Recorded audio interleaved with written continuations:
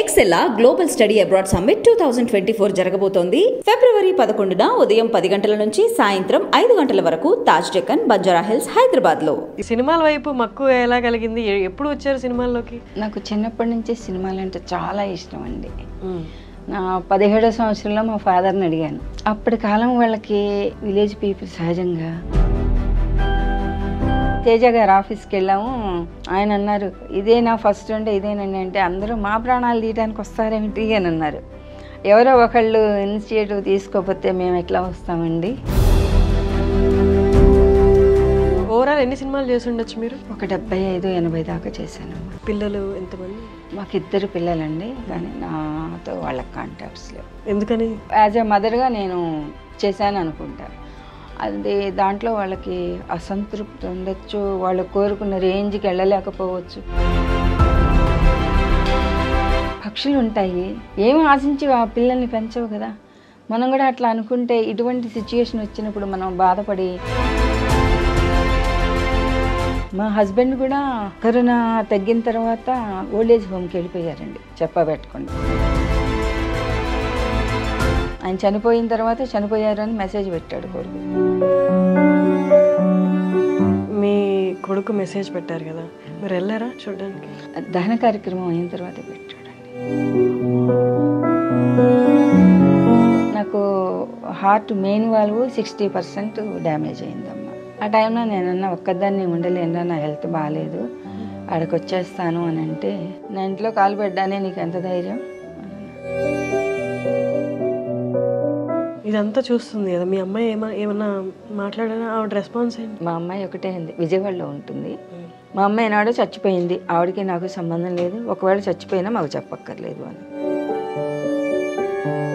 కూతురు కొడుకు బాగా సెటిల్ అయిపోయారు, ఇంకా మీరు రిలాక్స్డ్గా ఇప్పుడు సినిమాలు చేసుకుంటున్నారేమో అనుకున్నాను, కానీ ఇంత అని నేను అనుకోలేదమ్మా. అసలు 9 నెలలు మూసి కనిపించిన పిల్లలు దూరం అయ్యారనేటువంటి బాధ ముళ్ళెళ్ళే గుచ్చుకుంటూ ఉంటుంది గుండెల్లో, ఎక్కడో ఒక దగ్గర, ఏదో ఒక సందర్భం.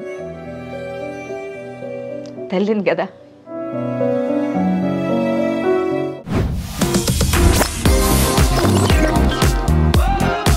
Hello yes, welcome to iDream media, welcome to talk show with Harshini.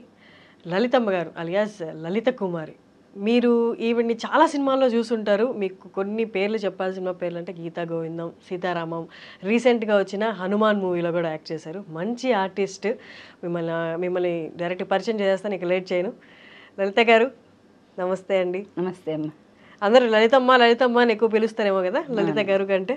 పిల్లలు బామ్మ అమ్మమ్మ అంటారు, కొంచెం పెద్దవాళ్ళు అమ్మ అని అంటారు, లలితమ్మ అని. నేను మీరు కలిసి ఒక 2 ప్రాజెక్ట్స్ చేసామా, ఇప్పటికి 3 అనుకుంటా, ఒకటి గుర్తులేదు నాకు, లాంగ్ బ్యాక్. 2 చేసాను. అంతకుముందు కూడా నేను మిమ్మల్ని కలిసాను, ఏ మూవీలో కలిసాను గుర్తులేదు, బట్ రీసెంట్గా అయితే అదొక ఓం శాంతి ఒకటి, భగవంతుడు ఒకటి. నైస్ అమ్మ. అంటే నేను మిమ్మల్ని షూట్లో చూసినప్పుడు నేను అనుకున్నాను అనమాట, అంటే ఎంత చక్కగా ఎంత ఎంతూసియాస్టిక్గా షూటింగ్కి వస్తారు, అంటే చక్కగా మీవన్నీ మీరు మీ సామాగ్రి అంతా సర్దుకొని నీట్గా పొద్దున్నే లేచి ఒక 4 చక్కగా షూటింగ్కి వస్తారు. ఆ షూటింగ్లో కూడా అంటే షూటింగ్ అన్న తర్వాత చాలా అన్కంఫర్టబుల్ సిచ్యువేషన్స్ ఉంటాయి. ఎండలో కూర్చోవాలి, బయట కూర్చోవాలి, గంటలు నిల్చోవాలి, బట్ వాటన్నిటికి కూడా మీరు నవ్వుతూ చక్కగా షూటింగ్ చేశారు. ఇష్టమైన ప్రొఫెషన్ అయితే కష్టమైనా కూడా ఇష్టంగా చేస్తాం. చెప్పండి అమ్మ, మీరు ఎక్కడి నుండి? మా ప్రాపర్ నూజివీడు దగ్గర విసినపేట అండి. మా ఫాదరు స్కూల్ టీచర్ చేసేవారు. అక్కడ తర్వాత మ్యారేజ్ అయిన తర్వాత విజయవాడ వచ్చాం, అక్కడ కొద్ది కాలమే ఉన్నాం. తర్వాత ఏలూరు వచ్చి, ఏలూరు నుంచి అటాటా తిరిగి ఫైనల్గా హైదరాబాద్లో సెటిల్ అయ్యాం. ఉద్యోగం అంటే ఏం చేసేవాళ్ళు మీరు? స్టార్టింగ్ హౌస్ వైఫేనమ్మా. తర్వాత మా హస్బెండ్ వచ్చేసి ఇరిగేషన్ డెవలప్మెంట్ కార్పొరేషన్లో టైపిస్ట్ కమ్ కంప్యూటర్ ఆపరేటర్ చేశారు. నేను వచ్చేసి వర్క్ ఛార్జ్డ్ ఎంప్లాయీ అండి. సారీ ఏంటమ్మా? వర్క్ ఛార్జ్డ్ ఎంప్లాయీ అంటారు. అయితే వర్క్ ఛార్జ్డ్ ఎంప్లాయీ అయినా నాతో మొత్తం టైపింగ్ వర్క్, ఆఫీస్ వర్క్ అన్నీ అవే చేసేదాన్ని. Work charger employee? Work charger employee అంటే మనకి ఫీల్డ్లో వర్క్ చేస్తూ ఉంటారు కదా, వర్క్ ఇన్స్పెక్టరు, హెల్పరు అట్లాగనమాట. ఓకే. అదే క్వాలిఫైడ్ అని చెప్పేసి నాతో టైపింగ్ వర్క్ అది చేయించుకునేవారు. అవునా, మీరేం చదువుకున్నారు? నేను ఎంఏ ఎల్ఎల్బి అండి. English Telugu type higher, okay. Computer 95-96లో డిటిపి ఆపరేటరు ఎంఎస్ ఆఫీస్ చేశాను. అబ్బో, అంటే తర్వాత ఉద్యోగం చేశారా మరి? ఫస్ట్ హౌస్ వైఫ్ అన్నారు కదా. 89 నుంచి 2002 వరకు జాబ్ చేశానండి. ఇక్కడ ఏం జాబ్ చేశారు? వర్క్ చార్జ్డ్ ఎంప్లాయీగా చేశాను. సేమ్ అదే. సేమ్ అదే. తర్వాత విఆర్ఎస్ పెట్టేశానండి. విఆర్ఎస్ పెట్టేసి జాబ్ చేసేటప్పుడే నైట్ కాలేజీలో లా చదివాను. లా ప్రాక్టీస్ చేశానండి అప్ టు 17th వరకు. 2017 వరకు. ఎప్పటి నుండి? 2003 నుంచి 2017 వరకు. ఓకే. ఎక్కడ ప్రాక్టీస్ చేశారు? హైదరాబాద్ అండి. Rangareddy court, Sangareddy, Kukatpally court. Lawyer గారితో మాట్లాడుతున్నాను అయితే నేను. చాలా జాగ్రత్తగా మాట్లాడాలి. ఓకే అమ్మా, 17 వరకు చేశారు. మరి సినిమాల వైపు మక్కువ ఎలా కలిగింది? ఎప్పుడు వచ్చారు సినిమాల్లోకి? నాకు చిన్నప్పటి నుంచి సినిమాలు అంటే చాలా ఇష్టం అండి. నా 17వ సంవత్సరంలో మా ఫాదర్ని అడిగాను, నాకు సినిమాలు అంటే చాలా ఇష్టం నాన్నగారు. 15వ సంవత్సరం, 17 కాదు. అడిగితే అప్పటి కాలం వాళ్ళకి విలేజ్ పీపుల్ సహజంగా ఒక 5,000 ఖర్చు పెడితే సినిమాల్లోకి వెళ్తే ఎంతవరకు సక్సెస్ అవుతావు అన్నది తెలియదు. అదే 5,000 ఉంటే నీకు పెళ్లి చేసి చెప్తారండి, పంపించవచ్చు కదా అని అన్నారు ఫాదర్. ఎంతమంది మీరు? మేము 3 ఆడపిల్లలు, 3 మగపిల్లలండి. ఆ రకంగా మ్యారేజ్ షిఫ్ట్ అయిపోయింది లైఫ్. తర్వాత ఇక్కడికి వచ్చిన తర్వాత కూడా ట్రై చేసా కానీ ఆఫీసులు అవి తెలియక ప్రాపర్ వేలో వెళ్ళకపోతే మళ్ళీ మనకి ఇబ్బంది అవుతుంది అని చెప్పేసి డ్రాప్ అయిపోయాను అనమాట. దీంట్లో సిటీ కేబుల్లో స్క్రోల్ వస్తుంటే నేర్పిస్తాము, 3 సినిమాలు 3 ఇవి సీరియల్స్ చేసేంత వరకు ఆఫీసులు చూపిస్తాము. అవునవును, అడ్వర్టైజ్మెంట్ చూసి దానికి కూడాను 1 సంవత్సరం భయపడ్డా వెళ్ళడానికి. తర్వాత ధైర్యం చేసి వెళ్ళా, కనీసం ఆఫీస్ అడ్రస్లు, ఫోన్ నెంబర్ల కోసం. మీ హస్బెండ్ ఒప్పుకున్నారా? ఆయన సపోర్టివ్గా ఉండేవాళ్ళు. మనము తప్పు చేయనంత వరకు ఎవరికీ భయపడక్కర్లేదు, మన అంతరాత్మకి మనం సమాధానం చెప్పుకోగలిగితే చాలు అనే మెంటాలిటీ. అక్కడికి వెళ్ళారు, ఆఫీసులకి వెళ్ళారు. ఆయన పాపం చూసి మీకు ట్రైనింగ్ అవసరం లేదమ్మా అని చెప్పేసి కుర్రాన్ని ఇచ్చి పంపించేవారు. అయితే ఈ అమౌంట్ అది కట్టేశాను, వాళ్ళు అడిగిన అమౌంట్ కుర్రాన్ని ఇచ్చి పంపించేవారు. ఆఫీస్కి ఇంత అని చెప్పి అతనికి పే చేయండి అని. ఆ రకంగా ఫస్ట్ నేను సుబ్రహ్మణ్యం ఫర్ సేల్ చేశానమ్మా. కుర్రాన్ని ఇచ్చి పంపించడం అంటే ఏంటి? ఆఫీసులకి, ఆఫీస్ అడ్రస్లు నాకు తెలియవు కదా. ఓకే, మూవీ ఆఫీసెస్కి ఆయన పంపించేవారు. ఆ కుర్రాడు తీసుకెళ్ళేవాడు. ఆ టైంలోనే దిల్ రాజు గారి ఆఫీస్కి వెళ్తే వాళ్ళు సెలెక్ట్ చేశారు సుబ్రహ్మణ్యం ఫర్ సేల్కి. అది ఫస్ట్ సినిమా. ఓకే. తర్వాత తేజ గారి ఆఫీస్కి వెళ్ళాము. ఆయన అన్నారు, ఇదేనా ఫస్ట్ అంటే ఇదేనండి అంటే, అందరూ మా ప్రాణాలు తీయడానికి వస్తారేమిటి అని అన్నారు. ఎవరో ఒకళ్ళు ఇనిషియేటివ్ తీసుకోకపోతే మేము ఎట్లా వస్తామండి, మీరు ఆపర్చునిటీ ఇవ్వండి, నచ్చితే కంటిన్యూ చేస్తాం, లేదు అంటే డ్రాప్ అయిపోతాం అని. ఆ రకంగా ఆయన తీసుకున్నారు తేజ గారు. అయితే ఆయన దగ్గర చేయడం అందరూ భయపడతారు కానివ్వండి, లేదండి ఆయన మనకి మంచి ట్రైనింగ్ ఇస్తారండి. తేజ గారి దగ్గర చేస్తే మనం ఏ ఇన్స్టిట్యూషన్లోనూ ట్రైనింగ్ తీసుకోకపోయినా హ్యాపీగా వెళ్ళిపోగలుగుతాం. మంచి గురువు అండి. నేనైతే అదే చెప్పుకుంటాను, నేను ఏకలవ్య శిష్యురాలను ఆయనకి అని అంట. చిన్న చిన్న టిప్స్ దాన్ని ఫాలో అయిపోతే చాలు, మనం హ్యాపీగా ఉంటుంది. నేనైతే ఆయన్నే నా గురువుగా భావిస్తాను. అంటే ఏ డైరెక్టర్ అయినా ఒక్కొక్కళ్ళు ఒక్కొక్క రకం, ఆయన ఒక రకం, అందరూ మంచి గురువులే. నేర్చుకోవాలి అంటే తేజ గారు లాంటి వ్యక్తి దగ్గర అయితే ఆయన తిడతారు, కొడతారు అంటారు, కానీ అది తప్పండి. ఎందుకంటే 10 మందిలో మనం ఆయన తిట్టారు అంటే మనలో కసి పెరుగుతుంది. ఇంతమంది ముందు మనం తిట్లు తిన్నాం, మళ్ళీ ఇంకోసారి ఆ పని చేయకూడదు, జాగ్రత్తగా ఉండాలి, మాట పడకూడదు అనేటువంటి పౌరుషం, పట్టుదల పెరిగి జాగ్రత్తగా చేస్తామండి. అది నా ఫీలింగ్. వాళ్ళకు కూడాను ఒక ఇది ఉంటుంది కదా, 10-15 టేకులు తీసుకుని చెప్పినా కూడా వినిపించుకోకపోతే విసుగొస్తుంది ఏ డైరెక్టర్కైనా, కామన్. అది మనం అర్థం చేసుకుని ఫాలో అవ్వగలిగితే హ్యాపీ లైఫ్. ఇప్పుడు వరకు ఎంతమంది యాక్టర్స్తో పని, ఓవరాల్ ఎన్ని సినిమాలు చేసి ఉండొచ్చు మీరు? ఒక 75-80 దాకా చేశానమ్మా. 80 సినిమాలు చేశారు. మీకు ఈ 80 సినిమాల్లో ఈ యాక్టర్తో వర్క్ చేయడం చాలా మంచి ఎక్స్పీరియన్స్, చాలా మంచి వ్యక్తిత్వం కలిగిన యాక్టర్ అనిపించిన యాక్టర్ ఎవరైనా ఉన్నారా? అందరితోటి కంఫర్ట్, మెయిల్ కానీ ఫీమేల్ కానీ మీకు బాగా నచ్చిన, ఇప్పటికీ బాగా నచ్చే వాళ్ళు? అందరితోటి నేను కంఫర్ట్గానే ఫీల్ అయ్యానమ్మా. అందరూ కూడా నన్ను హీరోలు ఏంటి, మన గీతగోవిందంలో చేసిన విజయ్ దేవరకొండ బాగున్నారా బామ్మగారు అని పలకరించేవారు. అమ్మాయి రష్మిగా కూడా అమ్మమ్మ బాగున్నా అంటే ఆ సినిమాకి తగ్గట్టుగా పిలిచేవాళ్ళు. ఒకళ్ళు బామ్మ అంటే ఒకళ్ళు అమ్మమ్మ అని. ఆ రకంగా రీసెంట్గా సరిపోదా శనివారం చేసాము నానిగారితో మొన్న. ఓకే. ఆయన కూడా బాగా కోఆపరేట్ చేశారు, బాగా చేశారమ్మా అని ఆయనతోటి కలిసి చేసామండి. నానిగారిది వర్కింగ్ ఎలా ఉంది? ఆయన ఎలా ఉంటారు సెట్లో? మీకు ఏమనిపించింది ఆయన యాక్టింగ్ చూస్తే? Cool person, very cool. మన ఇంట్లో పిల్లాడు ఎట్లా ఉంటాడు అట్లాగే ఆయన. అంటే నార్మల్గా అందరు న్యాచురల్ స్టార్ అంటుంటారు కదా, మీకు అక్కడ యాక్టింగ్ చూస్తున్నప్పుడు కూడా అలాగే అనిపించిందా? ఎంత సునాయాసంగా చేస్తారు? చాలా న్యాచురల్గా చేశారు. మన వాళ్ళు ఎవరిని ఇంటికి వస్తే ఎట్లాగా మనం కొంచెం హ్యాపీ ఫీల్ అవుతూ చెప్తాం ఏదన్నా, అట్లాగా చాలా హ్యాపీగా చాలా కూల్గా చెప్పారు. మీ ఫేవరెట్ యాక్టర్ ఎవరు? నా ఫేవరెట్ యాక్టర్ అంటే ఓల్డ్ వాళ్ళే చెప్పండి. శోభన్ బాబు గారండి. మా ఏజ్ వాళ్ళకి శోభన్ బాబు హీరో. ఇప్పుడు తరానికి వస్తే అందరూ ఫేవరెటే కాదు. నాగార్జున సార్ కొంచెం ఎక్కువ. ఓకే. చేశారా ఆయన వర్క్ చేశారా? లేదండి. మరి శోభన్ బాబు గారు చనిపోయిన తర్వాత మేము 3 రోజుల దాకా అసలు భోజనం కూడా సహించలేదండి. మాకు చాలా బాధపడ్డాం ఆయన పోయారు అని అంటే. ఒక రకంగా చూస్తే ఆ టీవీ పెట్టుకుని చూడలేకపోయామే దగ్గర నుంచి అనేటువంటి బాధ, అసలు చాలా బాధ వచ్చేసిందండి. డ్రీమ్ బాయ్ కదా మీ అందరికి. మా ఇంట్లో మా అమ్మ కూడా టీవీ చూస్తూ ఏడ్ చేసింది అనమాట. ఎంత అంటే అప్పట్లో హీరోస్కి, ఇప్పుడు కూడా కనెక్ట్ అవుతారు, అప్పట్లో హీరోస్కి ఆడియన్స్ కనెక్ట్ అయ్యేది ఒక డిఫరెంట్ లెవెల్లో కనెక్ట్ అవుతారేమో అనిపించింది. ఆప్యాయత ఎక్కువ, ప్రేమ ఎక్కువ. మీకు కూడా చాలానండి. మీకు సినిమాల్లో వర్క్ చేయడం అనేది ఇందాక నేను అన్నట్టు కొంత అన్కంఫర్టబుల్ సిచ్యువేషన్స్ ఉంటాయి.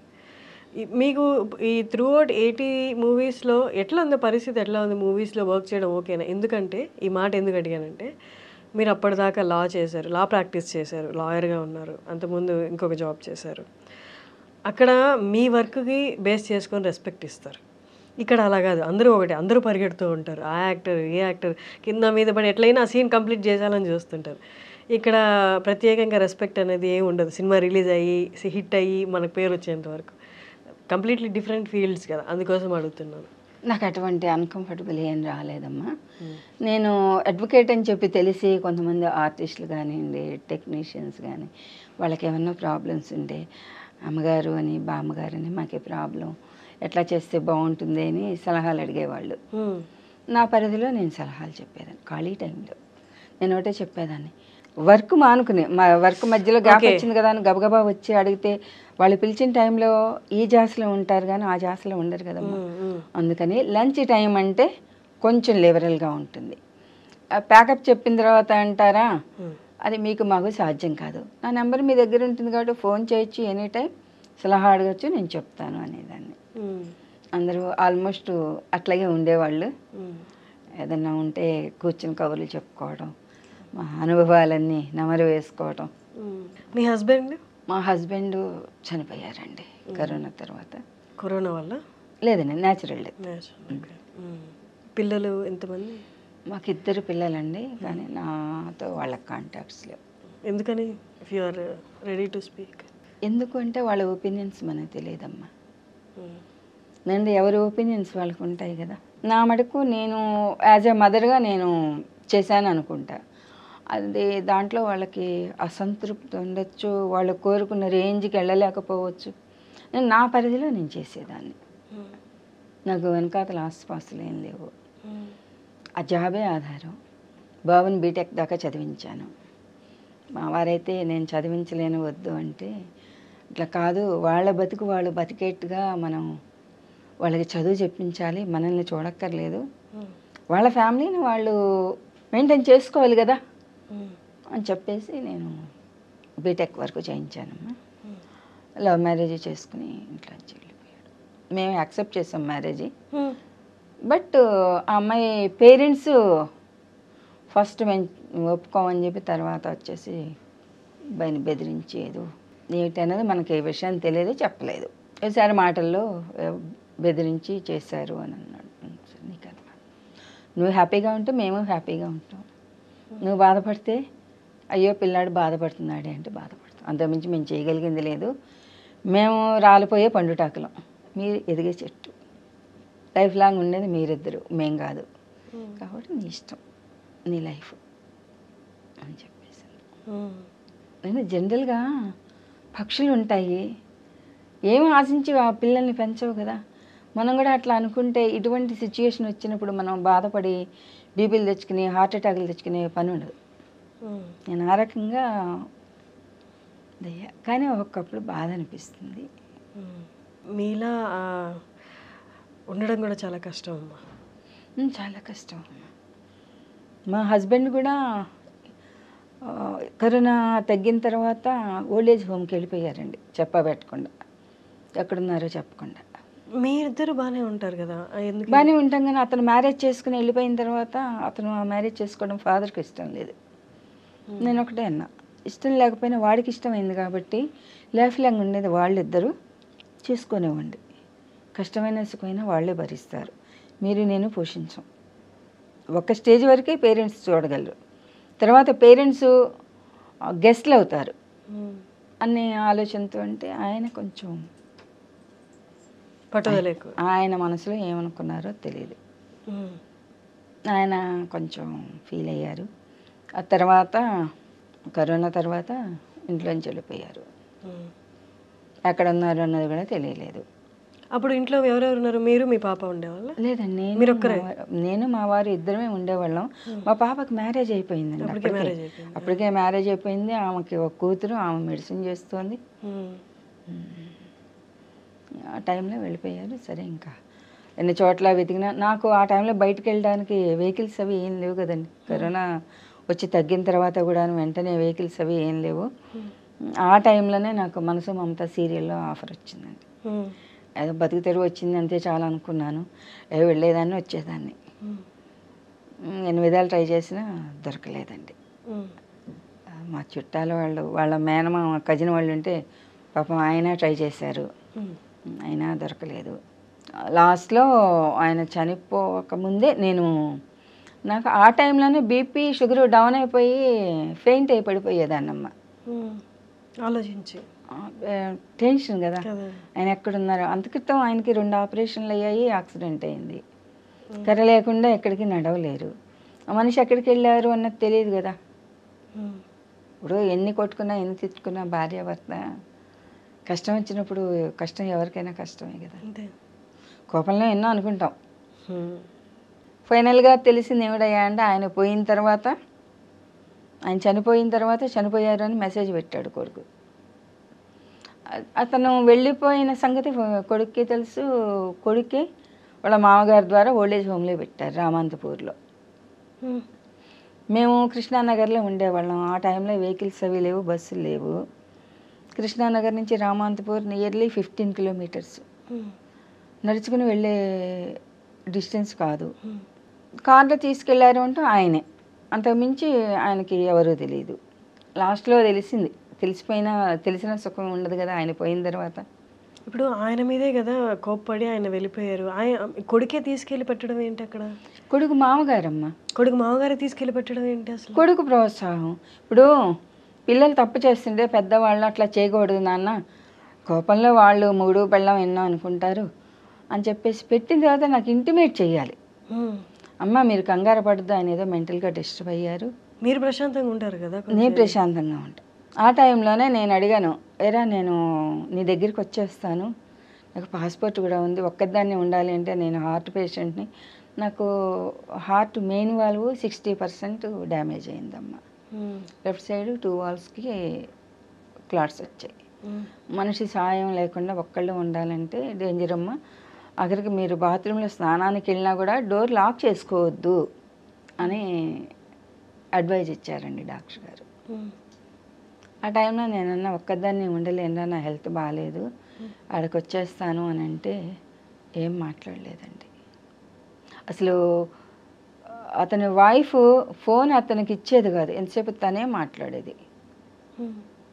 మా అబ్బాయికి అమ్మ మాట్లాడతానంటే ఆయన బిజీగా ఉన్నారు అత్తయ్య, నేను చెప్తానులేండి అనేది, అంతేగాని అసలు మాట్లాడనిచ్చేది కాదు.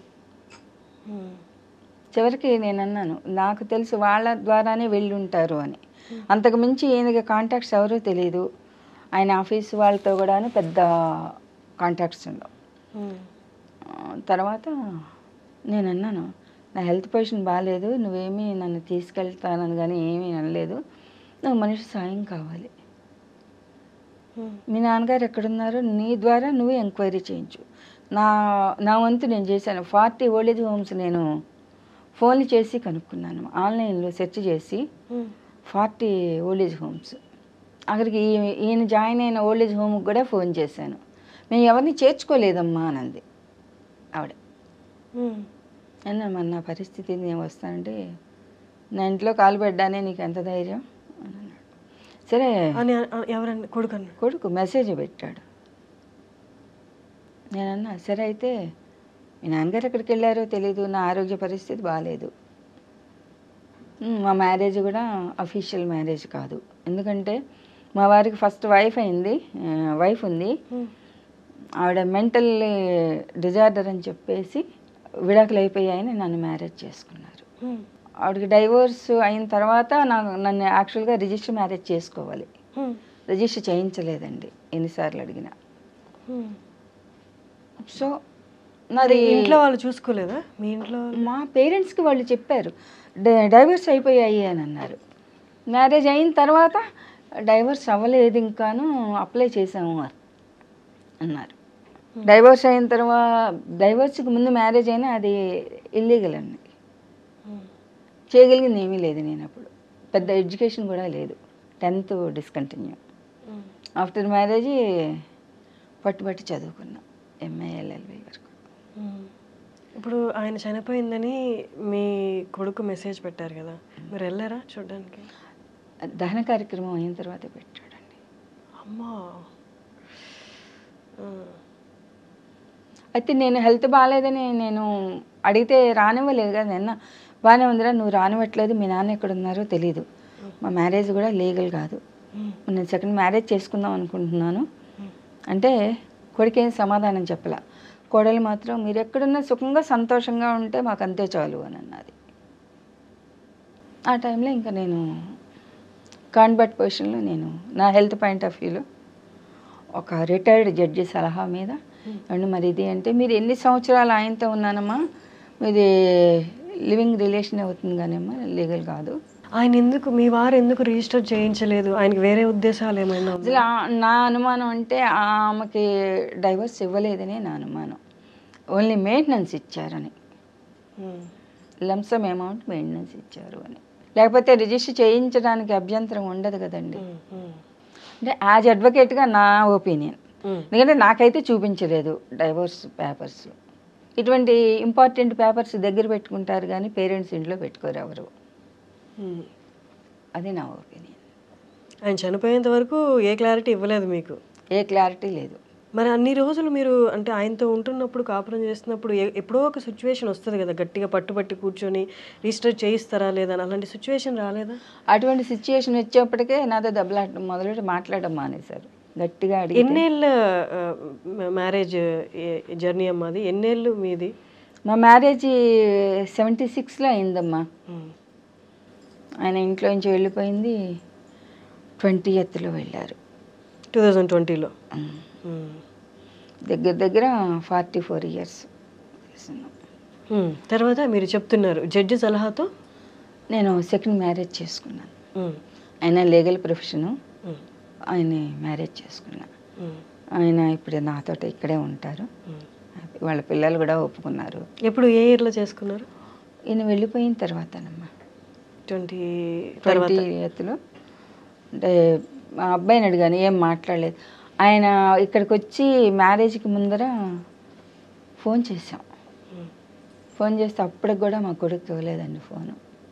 నా కోడలే మాట్లాడింది, ఏమ్మా మరి మీ అత్తయ్య ఆరోగ్యం బాగాలేదు, నేను ఇట్లా మ్యారేజ్ చేసుకుందాం అనుకుంటున్నాను, నా వైఫ్ కార్డియాక్ అరెస్ట్తో చనిపోయింది, మా పిల్లలు యాక్సెప్ట్ చేశారు, మీరు కనుక ఆవిడ కేర్ తీసుకుంటాను అంటే నేను వెళ్ళిపోతాను, లేదు అంటే నేను మ్యారేజ్ చేసుకుంటాను, ఆవిడ ఇది నాకు నచ్చింది ప్రొఫైలు అని చెప్పేసి అన్నారు.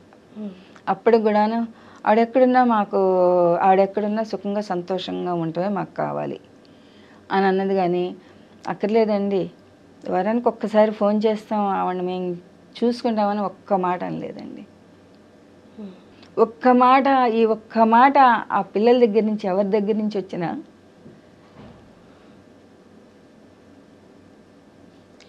సెకండ్ మ్యారేజ్కి ప్రిఫర్ చేసేదాన్ని కాదు.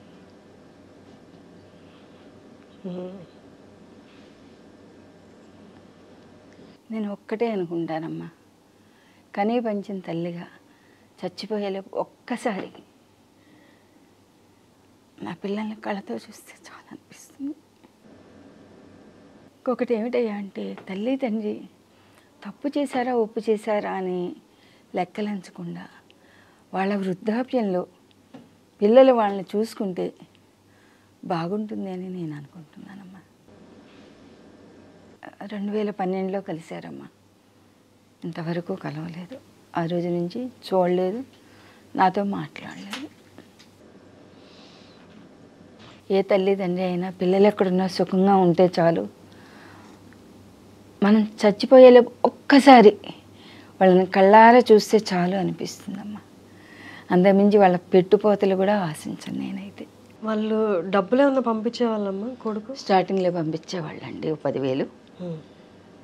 మ్యారేజ్ చేసుకున్నాను తర్వాత మానేశారు. మీకు మాకు సంబంధం లేదు, నిన్ను చూడవలసిన అవసరం లేదు. ఎందుకు అనుకుంటున్నారు మీరు? ఎందుకు అంత వ్యతిరేకత తల్లి మీద? మీకేమనిపిస్తుంది? ఎందుకై ఉంటుంది? నేను అనుకోవడం ఏమిటంటే, అప్పట్లో మేము మియాపూర్లో ఒక చిన్న ఫ్లాట్ కొనుక్కున్నానమ్మా, నా VRS డబ్బులు పెట్టి. అది అమ్మేసేయమన్నాడు. తను లండన్ వెళ్ళి ఒక 5 years ఉండి వచ్చాడు, అప్పుడు అమ్మేసేయమన్నాడు. అప్పుడు మేము ఎక్కడ ఉండాలి, ఇల్లు అమ్మేస్తే అంటే నాతో పాటు వచ్చేయండి లండన్ అన్నాడు. నువ్వు అక్కడ ఎంతకాలం ఉంటే అన్ని సంవత్సరాలు మేము అక్కడ ఉండిపోవచ్చా అని అన్నా. లేదు 6 months అన్నాడు. After 6 months what? అంతే కదా, కరెక్ట్ క్వశ్చన్. ఆఫ్టర్ 6 months మేము ఎక్కడ ఉండాలి? లండన్ నుంచి వస్తాము, ఇల్లు ఉండదు, వాకిలు ఉండదు, మరి ప్రాక్టీస్ ఉండదు, అప్పుడు మేము ఎక్కడ ఉండాలి? అంతే. లండన్ నుంచి వచ్చి 4 రోజులు మా ఇంట్లో ఉన్నాడు ఫస్ట్. ఈ 4 రోజుల్లో ఈ కాంట్రవర్సీస్ అన్నీ జరిగాయి, ఈ డైలాగ్స్. వాళ్ళ అత్తగారింటికి వెళ్ళిన తర్వాత మరి అక్కడ వాళ్ళు ఏం చెప్పారో మనకు తెలియదు, ఏ విషయాలు చెప్పేవాడు కాదు. ఏదైనా ఉంటే చెప్పు, సాల్వ్ చేసుకుందాం కూర్చున్నానంటే చెప్పేవాడు కాదు. ఆ రకంగా కోపం పెంచుకున్నాడు. ఇప్పుడు ఈయన మీరు ఎవరైతే మ్యారేజ్ చేసుకున్నారో ఆయన మిమ్మల్ని బాగా చూసుకుంటున్నారు? బాగా చూసుకుంటారండి. ఇప్పుడు మీకు సంబంధించింది ఏదైనా వారే చూసుకుంటున్నారు? ఆయనే చూసుకుంటారు. ఫినాన్షియల్గా కానీ, మీ హెల్త్ కానీ, మీ కేర్ కానీ. వారు ఏమన్నా ప్రొఫెషన్లో ఉన్నారా ఇప్పుడు? వారు ఆయన ఏం ప్రొఫెషన్ ఏం లేదండి ప్రస్తుతం. ఆయన ఏదో టైంపాస్కి షేర్ మార్కెట్ అవి చూసుకుంటూ ఉంటారు. Okay okay. సో ఇప్పుడైతే మీరు ప్రశాంతంగానే ఉన్నారు కదా? ఎంత ప్రశాంతంగా ఉన్నానమ్మా. 9 నెలలు మోసి కని పెంచిన పిల్లలు దూరం అయ్యారనేటువంటి బాధ ముళ్ళల్లే గుచ్చుకుంటూ ఉంటుంది గుండెల్లో, ఎక్కడో ఒక దగ్గర, ఏదో ఒక సందర్భం. తల్లిని కదా. మీ అమ్మాయి ఇదంతా చూస్తుంది కదా, మీ అమ్మాయి ఏమన్నా మాట్లాడారా? ఆవిడ రెస్పాన్స్ ఏంటి? No response. ఆవిడకి వాళ్ళ అమ్మాయిని నేను మెడిసిన్ చదివించాలండి. ఫైనాన్షియల్ సపోర్ట్ అయితే నేను చేయలేనమ్మా, మోరల్ సపోర్ట్ చేస్తాను. మీ దగ్గర ఎక్కడి నుంచి వస్తాయని డబ్బులు మిమ్మల్ని అడగడం? మీ దగ్గర డబ్బులు ఉన్నాయా? లేదమ్మా, ఫ్లాట్ తప్పించి నా దగ్గర ఏమీ లేవు. ఇప్పుడు మీరు ఉంటుంది ఆ ఫ్లాట్లోనే? ఇంకేం మాట్లాడలేదు మీ అమ్మాయి? మా అమ్మాయి ఒకటే ఉంది, విజయవాడలో ఉంటుంది. మా అమ్మ ఏనాడో చచ్చిపోయింది, ఆవిడకి నాకు సంబంధం లేదు, ఒకవేళ చచ్చిపోయినా మాకు చెప్పక్కర్లేదు అని. సింపుల్. ఎందుకు అంత పెద్ద మాట అనాల్సిన అవసరం ఏంటి? వాళ్ళ అమ్మాయిని డాక్టర్ చదివించలేదు, మెడిసిన్ చదివించలేదు. అంటే ఈ పని చేయకపోతే తల్లిని వద్దని వేసుకున్నారా? ఇల్లమ్మ పోతే తల్లొద్దు, మెడిసిన్ చదివిపోతే తల్లొద్దా? కేవలం అనుబంధాలు, బాంధవ్యాలు మనీతోటి ముడిపడి ఉన్నాయి వాళ్ళకి, ప్రేమలో ఆప్యాయతలు కాదు. నేనేమిటంటే 10 మందిలో పుట్టాను, నేను 10 మంది ఉండాలి నాకని నేను అనుకునేదాన్ని. అందరితో ఉండాలి, అందరూ ఉండాలి నాతోటి అని. కాకపోతే నేను ఈ ప్రొఫెషన్కి వచ్చిన తర్వాత భగవంతుడు ఈ రకంగా నాకు 10 మందితోటి అనుబంధాన్ని పెంచాడు. అమ్మ అంటారు కొంతమంది, అమ్మమ్మ అంటారు, బామ్మ అంటారు. వాళ్ళలోనే చూసుకుంటాను నా పిల్లల్ని, నా మనవల్ని, మనవరాల్ని. కాదమ్మా, నాకు ఒక క్వశ్చన్ ఏంటి అంటే, మీరు ఈ మనస్తత్వం, మీది ఇలాంటి మనస్తత్వం, మీరు మీ చేతుల మీదుగా వాళ్ళిద్దరిని పెంచారు. మీకు ఎక్కడా అనిపించలేదా వాళ్ళకి మీకు ఆలోచనలో ఇంత వ్యతిరేకత ఉంది అని? సింపుల్ ఎగ్జాంపుల్ అమ్మ, తుమ్మగింజ వేసి మామిడి మొక్క రావాలంటే ఎట్లా వస్తుంది? Jeans effect. ఎవరి జీన్స్? Father side jeans. లేకపోతే 44 ఇయర్స్ కలిసి ఉండి కష్టము సుఖము, 3 ఆపరేషన్లు అయ్యాయి, 2 ఆపరేషన్లు యాక్సిడెంట్, ఒక్కళ్ళు రాలేదు, చూడలేదు, ఒక్కళ్ళు నయా పైసా ఇవ్వలేదు, అన్నీ ఒక్కదాన్ని నేనే చూసుకున్నాను. కనీసం ఇంత చేసింది నాకు ఈ టైంలో ఏదో కోపంలో ఏదన్నా అన్నా కూడా మనం పట్టించుకోకూడదు అని అనుకుని ఒక్క క్షణం ఆలోచిస్తే ఆ మనిషి ఈ రోజుకి ఇంకా బతికుండేవాడండి. ఆ మనిషి 44 ఏళ్ళు కలిసిన మనిషే అంత వ్యతిరేకం పెట్టుకుని కడుపులో వెళ్ళిపోయాడు అంటే మరి ఆ పిల్లల మనస్తత్వం ఇంకెట్లా ఉంటుందమ్మా? సింపుల్గా చెప్పాలంటే, అంటే నేను వ్యతిరేకించడం కాదు, నా భావాన్ని నేను చెప్తున్నా. అంటే ఒక్కొక్కళ్ళ వేలు ఒక్కొక్క రకంగా ఉండొచ్చు. నేను పుట్టి పెరిగిన వాతావరణం బట్టి నా ఆలోచన పరిధి అందరూ బాగుండాలి, అందరితో ఉండాలి అన్న ఇదితోటి, నా అనుభవంతో నేను చెప్తున్నాను అనమాట. ఎవరిని తప్పు పట్టడం కాదు, మెయిన్ మన తలరాతని మించింది లేదు, అంతే. సినిమాల్లో చేస్తున్నారు కదా ఇప్పుడు, వాళ్ళకి తెలుసా పిల్లలిద్దరికి? చూస్తున్నారా? తెలుసు. ఎప్పుడైనా మెసేజ్ చేశారా? లేదు. తెలిసిన విషయం మీకు ఎలా తెలిసింది? మా అమ్మాయి అడిగింది, ఇన్ని సినిమాల్లో చేస్తున్నావు, డబ్బులన్నీ ఏం చేస్తున్నావు, లెక్కలు చెప్పు. లెక్కలు రాసుకునేంత అమౌంట్ రాదమ్మా నాకు, నా ఖర్చులకు నాకు వస్తుంది. నేను ఎవ్వరికీ జవాబుదారీ కాదు, నన్ను ఎవరు పోషించట్లేదు, నన్ను నేను పోషించుకుంటున్నాను, నాకు నేను లెక్కలు చెప్పుకోవాలి. ఇందాక మీ వారు వెళ్ళిపోయారని చెప్పారు కదా, ఆ టైంలో మీరు వీఆర్ఎస్ తీసుకున్నారు, మరి పెన్షన్ వచ్చేదా, ఇల్లు గడిచేది ఎట్లా మిమ్మల్ని? మీరు అప్పుడు డబ్బులు ఎలాగా మీకు? ప్రాక్టీస్ చేశాను కదమ్మా, ఆ డబ్బులు ఉన్నాయి, ఆ డబ్బులు సేవ్ చేసుకున్నాను. ఆ డబ్బులు సేవ్ చేసుకోవడం ఏం లేదమ్మా, ఆ డబ్బులు ఫీజులు కట్టి, మా అబ్బాయికి ఫీజులు కట్టడం ఒక ఎత్తు అయితే మంత్లీ వచ్చేసి తన ఖర్చులకి 4-5 వేలు అయ్యేవి.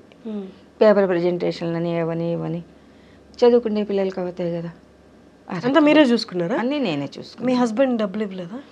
ఆయన రిటైర్ అయిన తర్వాత ఆయనకి అమౌంట్ వచ్చింది కానీ అమ్మ డిపాజిట్ చేసుకున్నారు ఆయన, ఎంఐఎస్. పెద్ద ఎక్కువ ఏమొస్తుంది, 3.5 lakh అప్పట్లో. 3.5 lakh 2.5 అంటే కే వచ్చేది. ఏదో ప్రైవేట్ ట్రావెల్స్లో చేసేవారు, ఒక 2,000 ఇచ్చేవారు, ఏదో ఆయన ఖర్చులకి అది ఉండేవి. ఫ్యామిలీ మొత్తం నేనే చూసుకునేదాన్ని.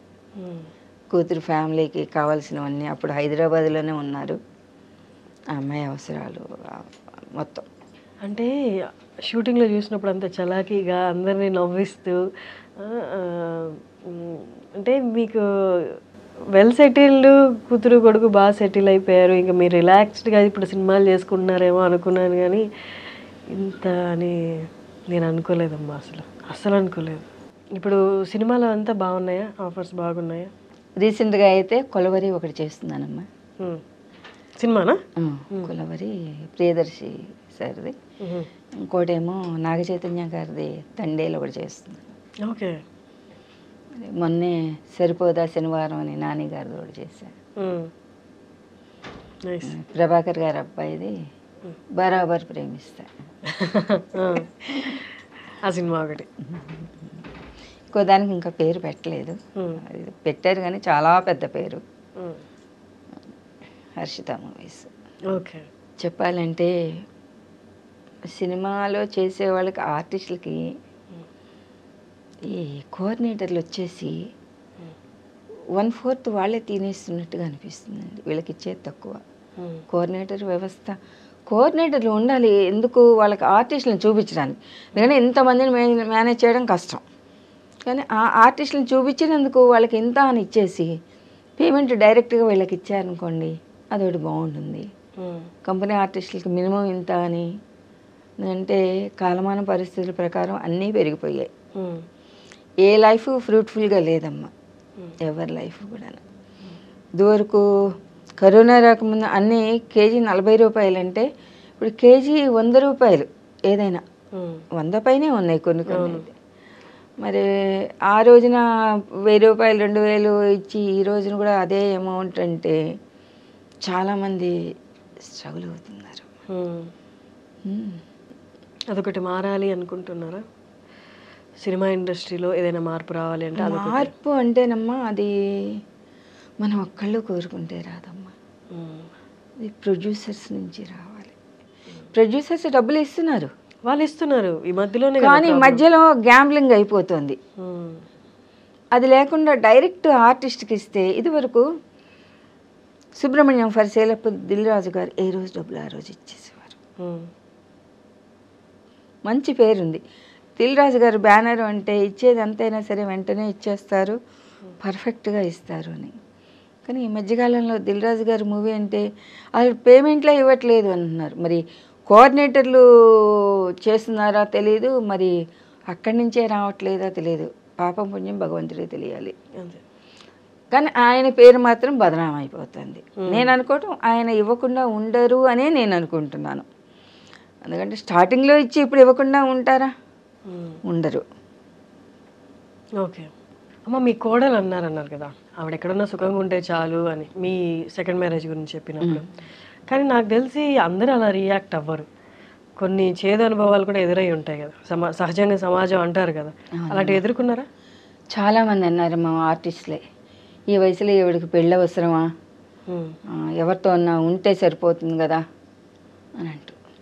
అంటే లీగల్గా పెళ్లి చేసుకోవడం తప్పు, ఎవరితోనే ఉంటే ఓకే వాళ్ళ దృష్టిలో. నేను మ్యారేజ్ చేసుకున్నా కూడాను నా అప్పచెల్లెలతో అన్నదమ్ములతో అందరికీ చెప్పి, మా మదర్కి కూడా చెప్పి చేసుకున్నాను. లీగల్గా నేను ప్రొసీడ్ అయ్యి అడిగి రిటైర్డ్ జడ్జిని చేసుకున్నాను.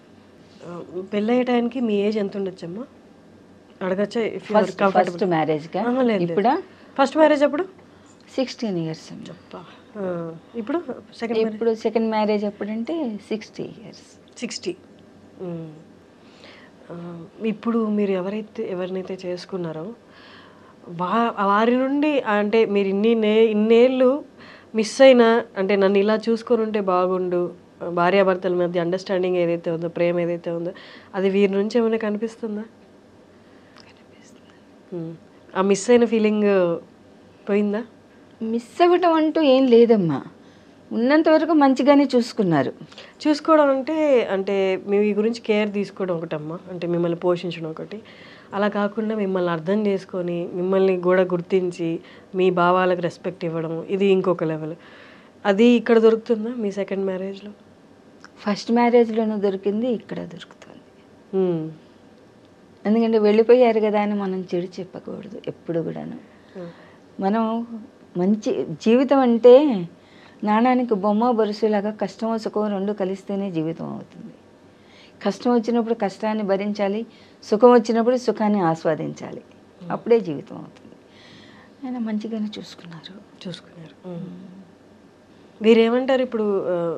మీ హస్బెండ్ ఏమంటారు మీ పరిస్థితి ఇవన్నీ చూసి? మీకు ఎలాంటి ధైర్యాన్ని చెప్తారు? ఆయన ఒకటే అంటారు, నీ పిల్లలు బ్యాడ్ లక్, నీ husband bad luck, you are my luck.